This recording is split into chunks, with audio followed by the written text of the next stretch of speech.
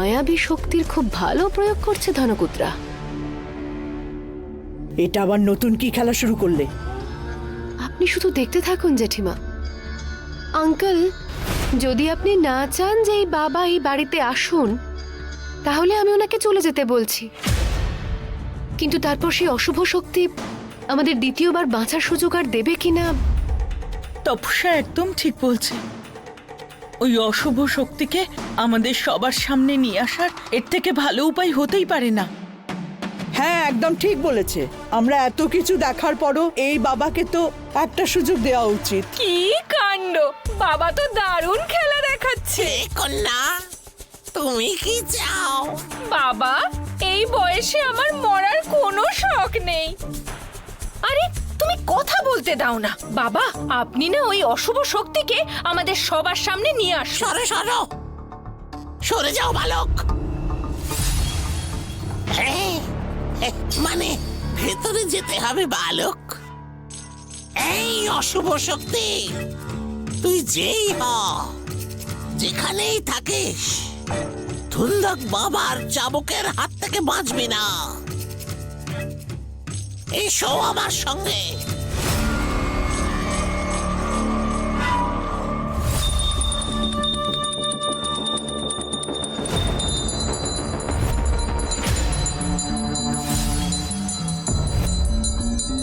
হে কন্যা, ধরো একটু।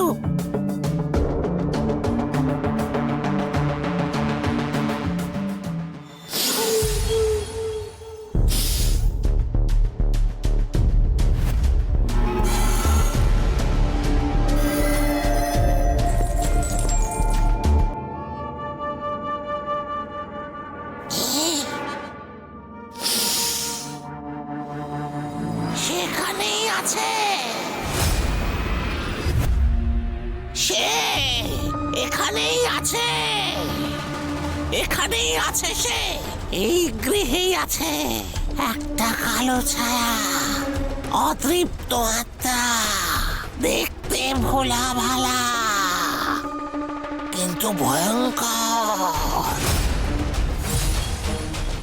কারণ ধুন্দক বাবার দৃষ্টি থেকে কেউ বাঁচতে পারে না।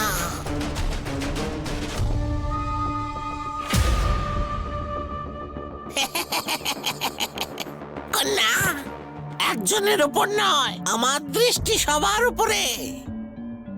এই বাড়িতে এত অশুভ শক্তি। সেই জন্যই তো এই পরিবার যেখানে যেখানে যায়, মৃত্যুর ছায়া সেখানে সেখানেই চলে আসে। বাবা, ওই অশুভ শক্তিকে আমাদের সবার সামনে নিয়ে আসুন। হ্যাঁ বাবা, আমাদেরও তো জানা উচিত যে সেই অশুভ শক্তি আসলে কে। যদি দুর্ভাগ্যবশত ওই মায়াবী কুণ্ডল ওই অশুভ শক্তির হাতে গিয়ে পড়ে, তাহলে সমস্ত সংসারে হাহাকার পড়ে যাবে। এই নীল পাথর দিয়ে ওই মায়াবী কুণ্ডলকে নষ্ট করতে হবে। মহাকালের কৃপায় এই কুণ্ডলটা আর এটা নষ্ট করার উপায়ও আমি পেয়ে গেছি। এবার আমায় আর সময় নষ্ট করলে চলবে না।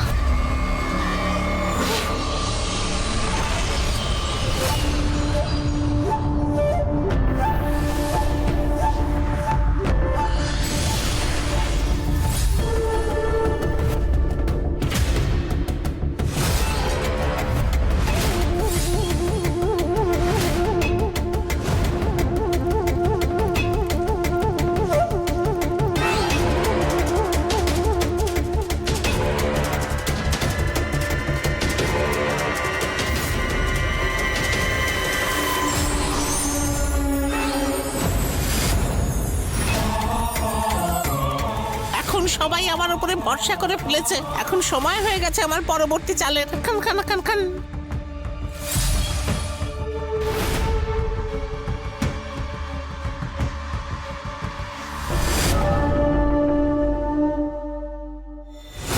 খুব শক্তিশালী সে।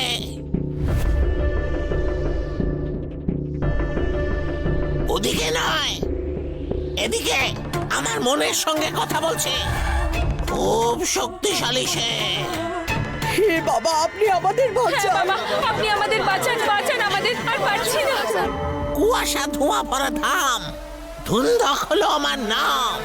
এখন এই যন্ত্র ওই অশুভ শক্তিকে সোজা টেনে এই বৃত্তে নিয়ে আসবে।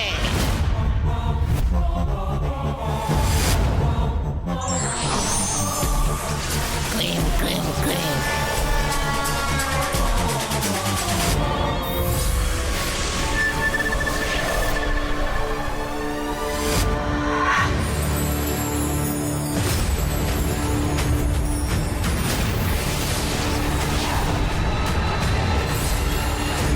এটা কি?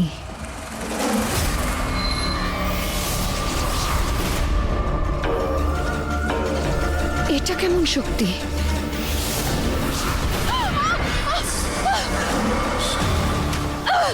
আমায় টানছে কেন?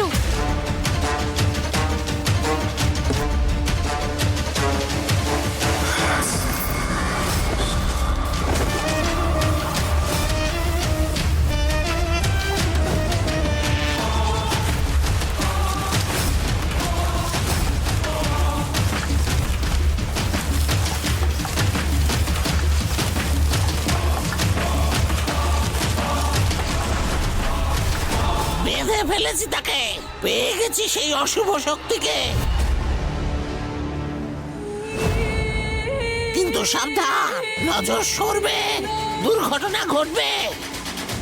সে আসছে, সে আসছে। না, ছাড়ো আমায়।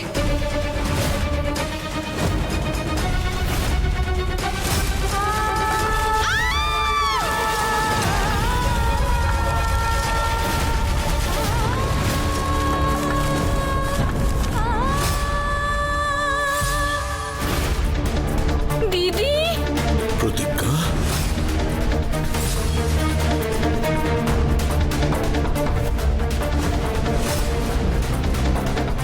এই হলো সেই অশুভ শক্তি।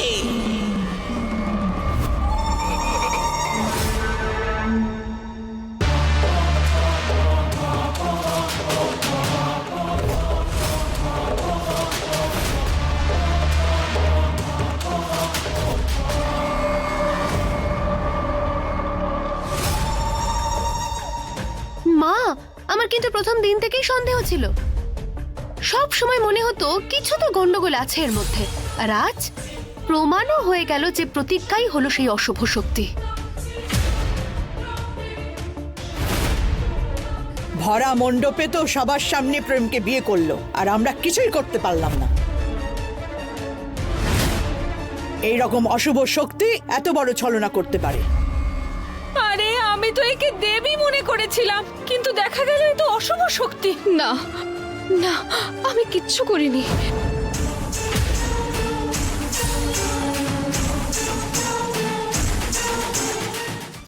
যদিও স্বর্ণমোহিনী শক্তি জেগে ওঠে, তাহলে তো ও আমাকে ধোঁয়া করে উড়িয়ে দেবে।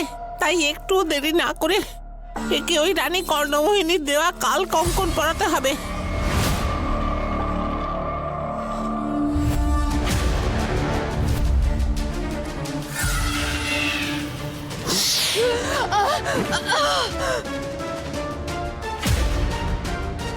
এটা কাল কঙ্কন। এটা অশুভ শক্তি দিয়ে বানানো একটা কবচ। ওই স্বর্ণমোহিনীর এক ফুঁতেই তো উড়ে যাবে তুমি। কিন্তু যতক্ষণ এই মায়াবী কবচ তোমার সঙ্গে থাকবে, ওই স্বর্ণমোহিনীর ক্ষমতা কিছুক্ষণের জন্য শিথিল হয়ে যাবে।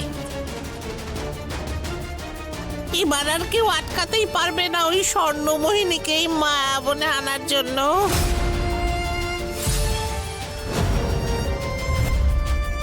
প্রেম প্রেম পরিয়ে দিলাম সোহাগ। তুই দুন্দক বাবার জালের মধ্যে আছিস। বলে দে, কোন অশুভ শক্তি রে তুই? বলে দে, কোন অশুভ শক্তির রূপ রে তুই? বলে দে। সব মিথ্যে। আমি কিচ্ছু করিনি। আমি প্রতিজ্ঞা, এই বাড়ির বউ। আরে এই ভোলাভালা সহজ সরল মানুষদের ঠকানো বন্ধ কর। হয় নিজের সত্যি বল, নয়তো শেষ হয়ে যাবার জন্য তৈরি হ।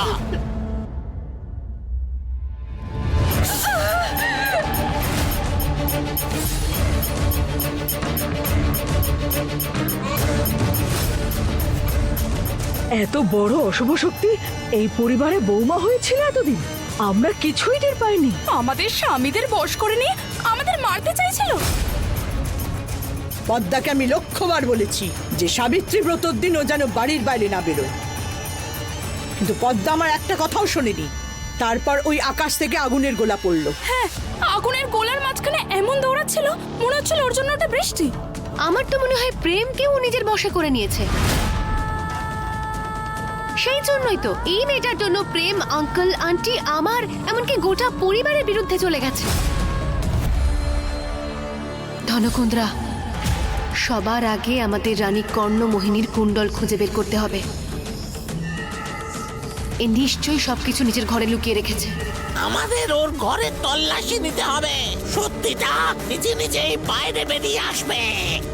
আপনি কিচ্ছু পাবেন না, আপনি আমার ঘরের তল্লাশি নিতে পারেন। চল। ভালোই হয়েছে প্রেম এই মুহূর্তে বাড়িতে নেই, না হলে আমার গোটা প্ল্যানটা চৌপাট করে দিত ও।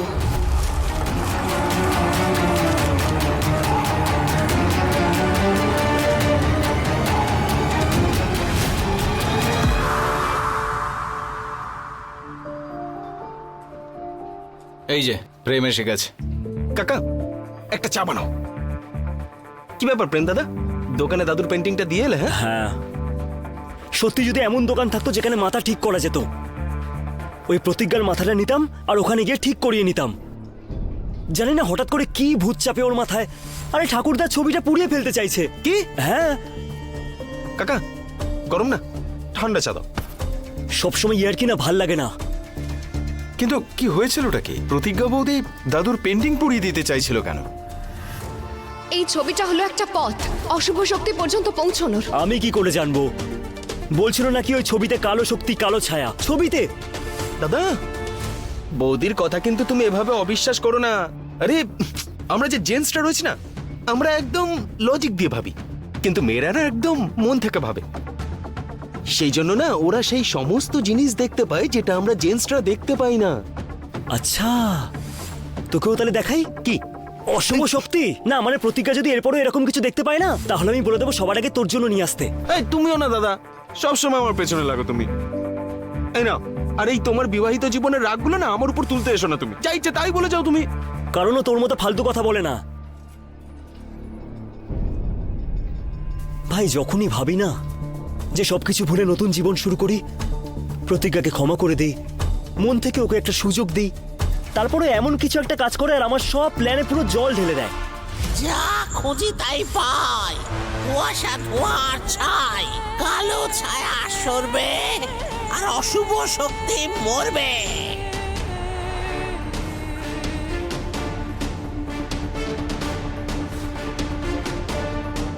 কর্ণমোহিনীর কুণ্ডল এখানেই কোথাও থাকা উচিত, কিন্তু কোথায় লুকিয়ে রেখেছে ও?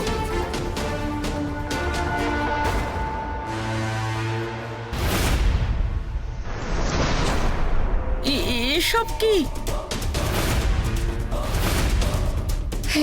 এটা আমার নয়, এটা শুনছো? খোলো ওকে। আমি সত্যি বলছি আমার নয়। তাহলে এই পুঁটলিটা এখানে তোমার ব্যাগে এলো কি করে? আন্টি, আপনি ওর কোনো কথা শুনবেন না, খুলুন এটা। এক্ষুনি ওর সব সত্যি ধরা পড়ে যাবে।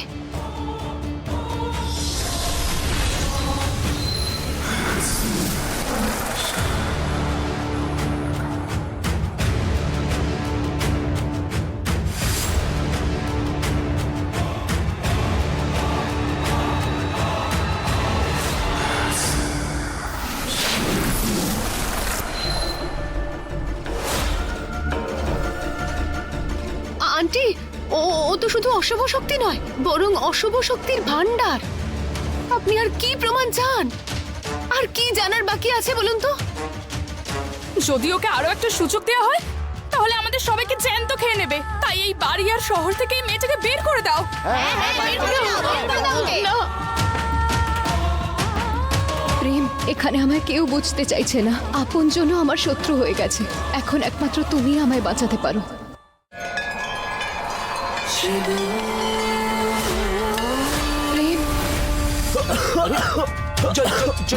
জলদি এই যে চল চল চল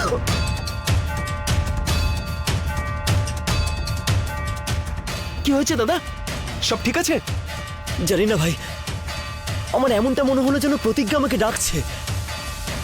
ও আবার কোনো বিপদে পড়েনি তো? ভয় দেখাও, ধমকাও, যা যা করার সব কিছু করো, কিন্তু ওই স্বর্ণ মোহিনীকে জীবিত অবস্থায় এখানে আমার কাছে নিয়ে এসো। ধুনধাক বাবা, এরকম অশুভ শক্তির জন্য এই বাড়িতে কোনো জায়গা নেই। এর জায়গা মায়াবনে। আপনি একে মায়াবনে নিয়ে যান। ওখানে গেলেই ওর আসল চেহারা বেরিয়ে আসবে, আর তখনই আমার বাড়ি, আমার সংসার আর এই শহর ওর অশুভ শক্তির হাত থেকে বাঁচবে। হ্যাঁ ঠিক আছে, চলো কালো ছায়া, চলো।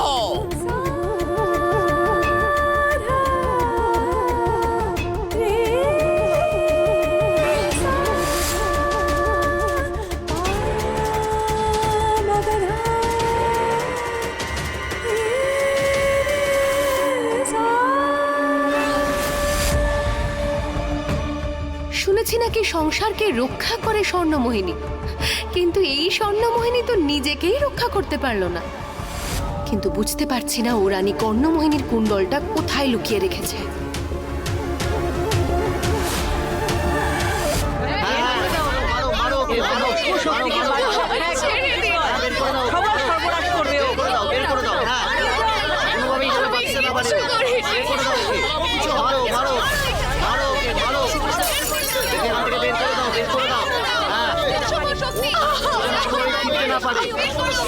সবাই মিলে মারো ওকে, পাথর ছুঁড়ে মারো, পাথর ছুঁড়ে মারো ওকে, আর করে দাও ওকে, আর করে দাও, প্রতিজ্ঞাকে সরিয়ে দাও, মারো ওকে, মারো ওকে,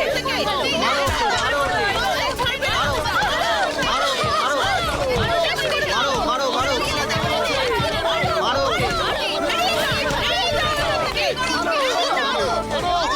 চুপ করো, চুপ করো সকলে, থামুন থামুন। ভুল করছেন। এই অশুভ শক্তিকে ওই বাবা যা খুশি শাস্তি দিক, কিন্তু আমরা আইন হাতে তুলে নেব না।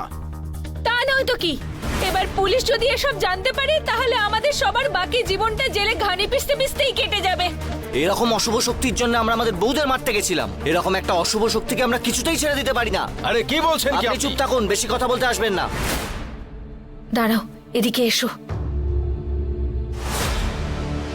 ধনকুন্দ্রা, তুমি ওকে সোজা মায়াবনে নিয়ে গেলে না কেন?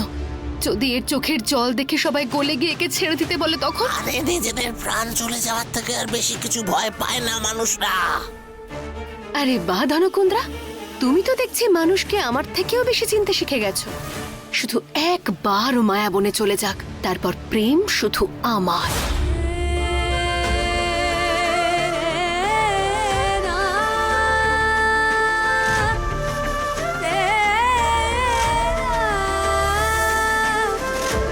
প্রতিজ্ঞা কোথায় তুমি? প্রতিজ্ঞা!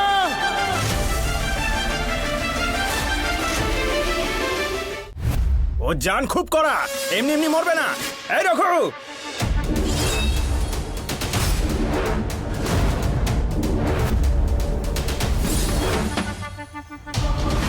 ধনকুন্দ্রা, ও যদি মরে যায় তাহলে রানী কর্ণমোহিনীর কুণ্ডলটা পাবো কি করে? কান কান কান কান, এই বাবা সেসব নিয়ে তো ভাবিনি।